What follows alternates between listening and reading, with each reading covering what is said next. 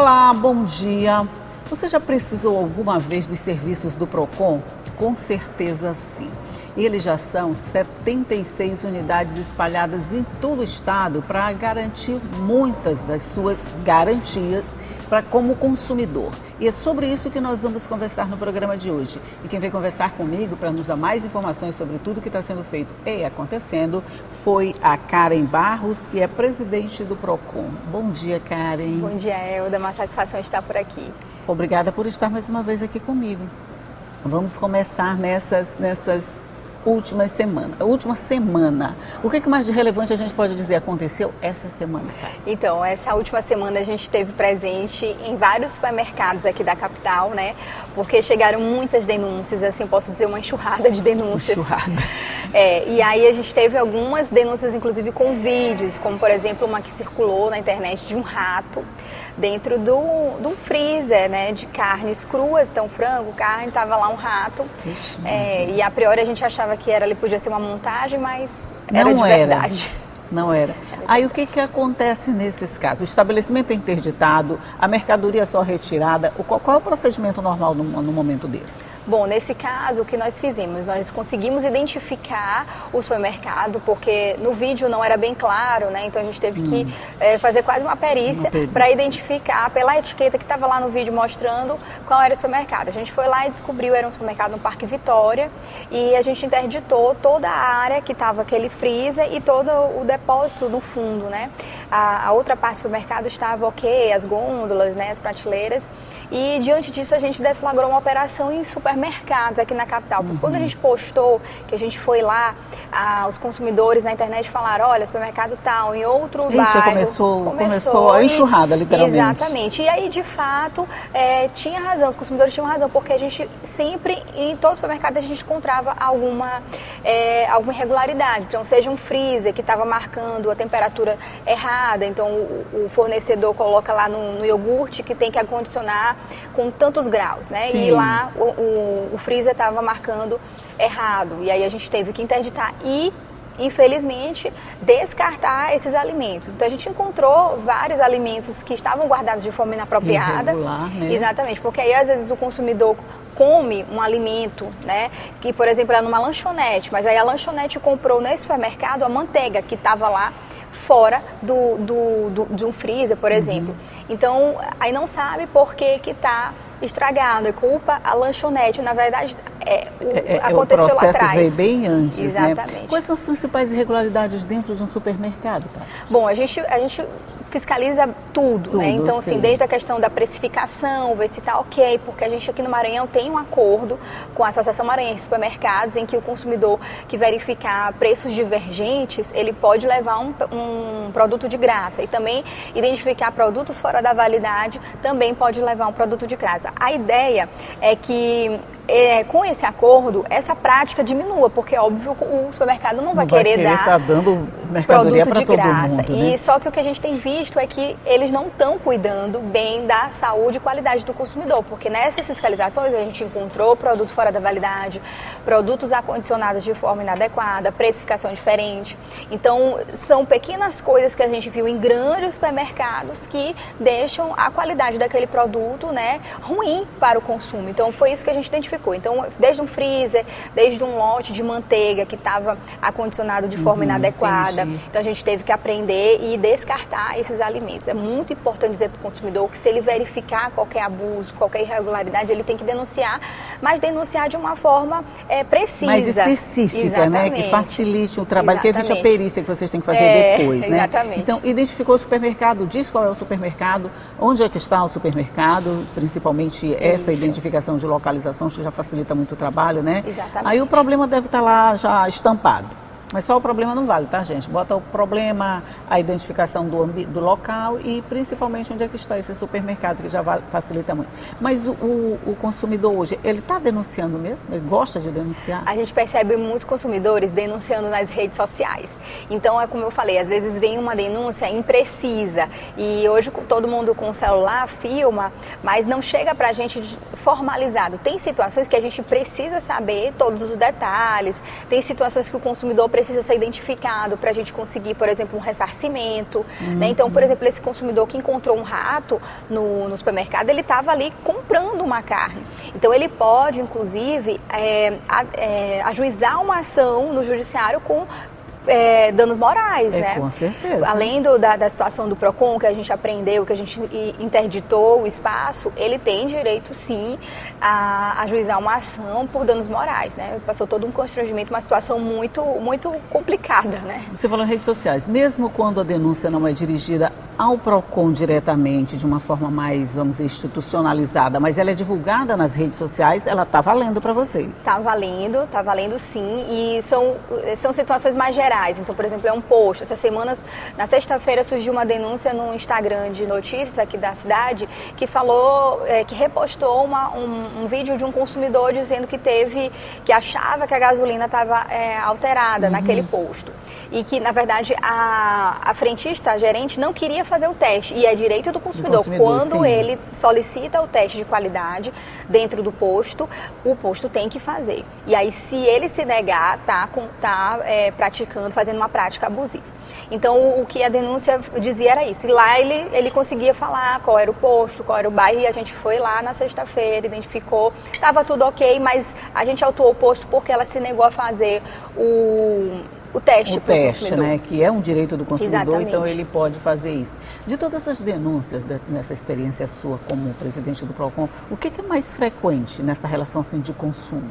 Bom, a gente recebe corriqueiramente questões com concessionárias de energia e de água, telefonia, né, tanto voz, internet, e ultimamente tem chegado muita demanda de plano de saúde e atendimento para pessoas com deficiência. Então, recentemente, a AMIL informou alguns credenciados que ela iria parar de atender, né, essas demandas. E aí, esse caso em específico, a gente precisa da formalização individualizada do consumidor, porque como é que a gente vai saber quem é aquele consumidor que foi afetado, que recebeu aquela notificação do plano? Então, nesse caso, de fato, não dá para dizer só num comentário no Instagram que a AMIL está descredenciando pessoas com autismo. Então, ele tem que identificar, tem que mandar para a gente essa foto desse e-mail, ou enfim, o print. Então, tem que ter uma comprovação do não atendimento. Exatamente. Seria isso, né? E a gente precisa identificar o consumidor até para a gente conseguir resolver essa demanda. Mas de uma forma geral, se por exemplo, a AMIL parou de atender pessoas com espectro autista, só isso saindo nas redes sociais já vale uma ação do PROCON?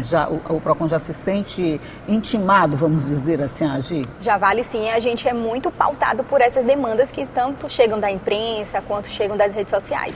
Só que existem casos que a gente precisa investigar com mais detalhes. Então, se por exemplo ninguém tivesse formalizado essa demanda da AMIL, o que a gente ia fazer? Abrir uma investigação, a gente notifica a empresa, só que aí se a gente tendo as provas dos consumidores, o processo fica robusto, né? Exatamente, porque a gente não fica somente com a versão da empresa, porque se a gente notificar a empresa vai dizer, não, tá tudo ok, eu descredenciei porque deixou de pagar, enfim, mas quando a gente tem um relato do consumidor, as provas, a gente vai mais a fundo e sabe que não é aquilo que a empresa relatou. Entendi. Quando a gente diz que tem já 76 unidades do PROCON, a gente está dizendo que praticamente todo o estado já recebe esses serviços do PROCON? Isso, nós temos unidades em todas as regiões do estado do Maranhão.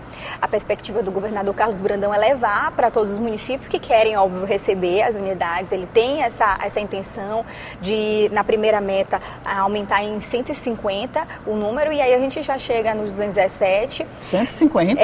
Mais 150. Então, aí a gente chega, né? Exatamente. Já, né? E aí a gente, porque ele fez um acordo, né? Ele lançou a possibilidade dos prefeitos fazerem acordos com o PROCON, então é uma parceria das prefeituras com o Estado. Então, de fato, é um direito que o cidadão e o consumidor têm, né? E a gente está só concretizando isso e expandindo. Mas a gente consegue, sim, abranger todas as regiões com as unidades fixas. A gente também tem os atendimentos móveis que priorizam os espaços onde a gente não está presente. Sim. E também tem o aplicativo do Viva PROCON que faz o agendamento e também as denúncias. Então, o consumidor que está em casa, está de noite, aconteceu uma situação, ele não tem tempo de ir na unidade física, ele pode fazer a denúncia e a formalização pelo aplicativo. Bastante, com certeza. Nós vamos fazer só um intervalinho aqui na nossa conversa, mas é rapidinho, logo a gente volta para falar mais sobre essas ações do PROCON e de que forma você pode ajudar a melhorar ainda mais essas ações. É um minutinho só e a gente volta já.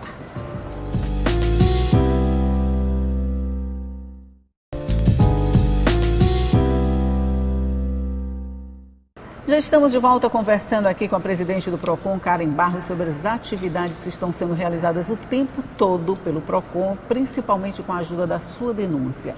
A gente já falou de supermercado, já falou de posto de gasolina, mas tem um outro ponto que eu acho que o PROCON é bem atuante do TRE. O trabalho do TRE nesses últimos dias com a qualificação eleitoral, aquela coisa toda, como é que foi esse trabalho, cara? Bom, nós temos essa parceria com o TRE, que faz tanto o alistamento eleitoral, a regularização todos aqueles trâmites que a gente precisa para conseguir votar em outubro, né? E por conta do prazo legal, né, esse prazo desse alistamento, regularização, terminou agora dia 8 de maio, e quem foi nas nossas unidades essas últimas semanas, com certeza encontrou muita gente. Olha, a unidade do PROCON eu não sei, mas a unidade aqui da Assembleia Legislativa, amiga, estava congestionada. Imagino, porque o TRE também colocou outros serviços, outros pontos de atendimento, justamente para dar conta da demanda, porque infelizmente a gente passou o ano passado todo falando sobre o alistamento, sobre o prazo, começo do ano, então a gente fez não só a gente, mas o TRE também fez essa divulgação do prazo, mas todo mundo deixou para as 2 últimas semanas. O último dia estava assim, bem gostar caótico. De filas. Tinha algumas pessoas que me ligavam, cara, eu quero emitir o RG. Eu, olha, deixa para outra semana, porque agora a demanda está muito grande. Então, e muitas pessoas estavam precisando renovar o RG e fazer logo a regularização do título, ou mesmo fazer o título. Então, estava muito cheio para esses 2 serviços.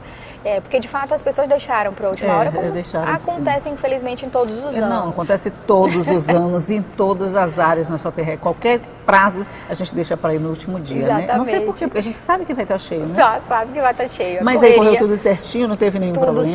Tudo certo. Claro que teve aquelas pessoas que estavam ali tentando fraudar com documentos, mas aí o TRE soube conduzir a situação, porque de fato é um sistema e um processo que tem que ser seguido todo o trâmite legal. Então, você vota na sua cidade, você tem que comprovar aquele vínculo. Então, por exemplo... Principalmente com a mudança de domicílio eleitoral, exatamente, né? O TRE estava muito atento a essa situação, todo mundo muito bem treinado para verificar possíveis fraudes e denunciar, inclusive, a polícia. Porque, por exemplo, filho que mora com o pai tinha que comprovar a ligação familiar, ou mesmo um filho que morava com uma tia, então tinha que comprovar a ligação com aquele endereço. Então não é algo simplesmente chegar lá com o endereço. Eu tenho esse endereço, exatamente, esse endereço e vou mudar. Tem que garantir que mora naquele endereço, né? Que tem um tempinho ainda, né? De exatamente, que tem que ter um lastro ali de tempo, um lapso temporal que seja razoável, não simplesmente se mudou ali de um dia anterior. No dia anterior e eu quero voltar aqui agora, né? Exatamente. Isso é interessante. Ainda bem, terminou. Agora não tem mais jeito, não. Se você não aproveitou, agora só na próxima eleição, né? Mas vai ter Mas, gente, se você deixar para a próxima eleição, presta atenção no início do prazo. Fica bem mais fácil. Aqui foi um sufoco mesmo. Era muita gente. A última semana, então, foi muito cheio. Mas a gente conseguiu atender todo mundo que chegou na unidade. A gente saiu bem mais tarde. Os nossos servidores que estavam atendendo esse serviço saíram mais de meia-noite, porque todo mundo que chegou a gente colocou para dentro da unidade. Era até meia-noite, né? Exatamente. Então, mas nos dias anteriores a gente saía lá de madrugada porque tinha que atender todo mundo que já estivesse na fila, exatamente. Né? Bem, deu certo, graças a Deus. O ARG, você falou aí, quem pediu foi deixado para depois. Como é que está esse processo, principalmente de aceitação da nova RG? Bom, está uma demanda grande porque as pessoas estão procurando um novo serviço, né? Isso é muito bom, porque é um RG interligado nacionalmente, então a segurança desse documento hoje é outra, e hoje a gente consegue dizer que com essa interligação a gente tem uma segurança pública melhor, né? Porque antes, por exemplo, eu tirava um RG aqui, mas se eu me mudasse para São Paulo, precisasse desse documento, perdi aqui no Maranhão, enfim, poderia tirar um outro número lá, um outro documento totalmente diferente, e isso facilitava as fraudes, né? Porque atrapalhava a vida da gente, exatamente. Né? Então, o cidadão que segue os ditames legais não tem nenhum problema, mas tem muita gente aí que só trabalha para fraudar, que trabalha para o mal mesmo. Então, assim, com o documento interligado nacionalmente é muito importante, e quem puder fazer, é válido dizer também que o RG antigo, né, que foi tirado recentemente, ele vale ainda por 10 anos. Então, não tem, se você tirou RG ano passado, não tem pressa, né? Só se você, enfim, perdeu, deixe para a vaga, para quem está precisando. Tem pessoas aí que, por exemplo, nasceu, aí já está maior, já tem que renovar a foto. E a procura está sendo bem grande justamente por conta disso. Outra informação importante é que, como o RG agora, o número que vale é somente o CPF, não se fala mais em número de RG hoje. Então, o número do RG é o número do CPF. Esse é o Acho único... que a gente até acha estranho, né? Quando pede o RG, né? A gente está tão acostumado com o CPF, né? Exatamente. O CPF passa a ser identificação universal. Exatamente. E a tendência é que migre para todos os documentos. Então, o CPF é o documento único. Tem até uma legislação federal sobre isso. Os documentos estão mudando. O primeiro passo foi a Carteira Nacional de Identidade e CNI, que é justamente que engloba, né? Tudo isso. E aí, quem tem o CPF irregular não vai conseguir renovar a sua carteira. O que é exatamente o CPF irregular? Então, por exemplo, você que tem um empregador doméstico, você que é empregador doméstico, você tem uma empregada doméstica, você não está pagando aqueles encargos da carteira que está lá assinada, o CPF vai ficar irregular. Então, a Receita ela vai fazendo notificação, você está irregular até o momento que ela trava o CPF e você não consegue fazer mais nada, né? Nem em bancos, nem fazer o RG. Então, tem algumas questões, então, inclusive com o nome. Às vezes o nome da mãe está errado na Receita e a pessoa só descobre na hora que vai fazer o documento. Então, o primeiro passo é verificar lá no site da Receita. A gente faz isso, a gente faz essa busca, mas se você puder fazer faz antecipadamente, antes, até não passar vergonha. Exatamente, porque você já fica assim, meu Deus, meu CPF tá travado. Então, verifica o que está acontecendo e vá direto na Receita, ou mesmo pode ser questão de imposto de renda, né? Então, alguma trava, né, lá que você não regularizou, tudo isso, infelizmente, vai travar o atendimento do RG, porque está tudo interligado. E só vai fazer quem está com o RG, então, ok. Acho que o primeiro passo é você procurar a Receita, né? Exatamente. Vai no site da Receita e já dá uma pesquisada. Pesquisa, se sair aquela declaração de nada consta, tá ótimo, pode marcar o seu atendimento no Viva, que a carteira de identidade vai sair perfeita. Quanto tempo está saindo? Eles dão um prazo, o idente dá um prazo de até 4 dias, mas no dia seguinte já está entregando. Já é possível entregar, né? Antes de terminar, eu não posso deixar de falar com você sem puxar a brasa aqui um pouquinho para a nossa sardinha, gente. É que a Karen está participando aqui do nosso programa de rádio, Diário da Manhã, e todas as segundas-feiras ela está aqui atendendo a todas as dúvidas que você tiver. Como é que está sendo essa experiência, Karen? Está sendo maravilhoso. É importante esse espaço, e aqui eu já agradeço publicamente, porque junto conosco do PROCON, a imprensa também faz esse papel de divulgar as políticas públicas e fomentar a política pública de defesa do consumidor. E esse espaço aqui de tirar as dúvidas, né? Os consumidores estão muito informados, então não vem dúvida assim básica, vem dúvida de fato do dia a dia. Justamente porque a gente vê essa informação sendo propagada e os consumidores buscando seus direitos, né? Então são coisas que nem sempre são corriqueiras que a gente recebe e inclusive pautam nossas ações. Então uma dúvida de um cidadão que está acontecendo na rodoviária e a gente não consegue resolver com uma resposta naquela pergunta, a gente vai lá, manda fiscalização. Então, está sendo um espaço importante de tirar dúvidas, de informar o consumidor e também pautar as nossas ações. Isso é bom, porque além da gente levar esse serviço até você, a gente está cumprindo a nossa missão de TV pública, de levar mais informação de qualidade para garantir os seus direitos como cidadão. Participe sempre, às segundas-feiras, a apresentação do Ronald II, maravilhosa. Está lá tudo prontinho para você esclarecer. Está Ronald do lado, a Karen do outro, pronto. Você vai ficar sem dúvida se mandar a sua pergunta com toda certeza. Karen, eu só tenho que te agradecer mais uma vez por participar aqui do nosso programa, por estar sempre disposta a nos dar mais informações e nos ajudar a fazer esse café toda manhã. Obrigada, Elda, é uma satisfação e sempre que me chamar, eu estou aqui. Muito obrigada, bom dia mais uma vez. E bom dia para você que está aí do outro lado nos assistindo, que já sabe que tem sempre aqui muita informação. Por falar em informação, agora é hora de Ronald II vir com as informações do Parlamento para você saber tudinho o que vai acontecer hoje aqui na Assembleia Legislativa. Bom dia, Ronald.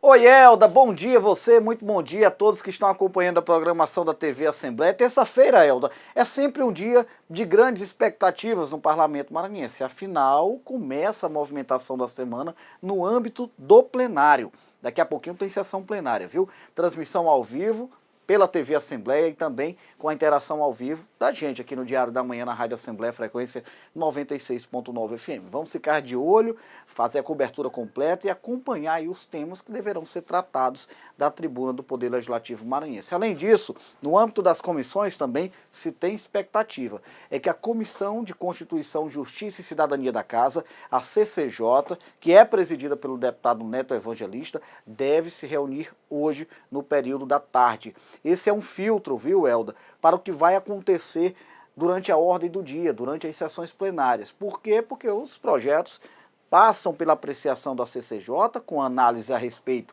da constitucionalidade, da legalidade das matérias, e em seguida seguem para o plenário. Volto a explicar por que o filtro, porque com a quantidade de matérias que deverão ser tratadas nesse âmbito da CCJ, a gente já tem uma dimensão aí mais ou menos a respeito do que vai ser votado pelos deputados estaduais durante as sessões plenárias ao longo desta semana. A gente vai ficar acompanhando toda a movimentação, fazer a cobertura completa. Eu aqui no Diário da Manhã, você aí no Café com Notícias. Daqui a pouco eu estou ao vivo também na transmissão da TV Assembleia, a partir de 1h da tarde, com a Assembleia em Foco, primeira edição, e mais informações. Viu, Elda? Eu volto com você. Uma ótima terça-feira e um ótimo café para você. Obrigada, Ronald. Obrigada a você. Bom dia mais uma vez. Tchau e até a próxima.